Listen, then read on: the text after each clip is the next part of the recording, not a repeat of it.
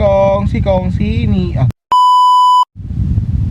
Hello guys, kembali lagi dengan saya Abang Bob Gegar. Okey, hari ni Abang Bob nak tanya kepada dalam ni, siapa tahu petua nak hilangkan batuk yang dah lama.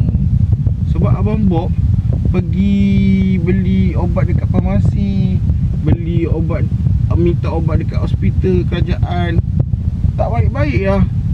Ada ke siapa-siapa tahu petua macam mana nak cepatkan hilang batuk ni? Dia siang-siang macam ni okey, bila dah malam nanti tak payah nak tidur lah, batuk sakit tekak sampai geli-geli tekak ni. Siapa yang tahu petua nak bagi hilangkan batuk, bolehlah komen kat Abang Bob. Anda kongsi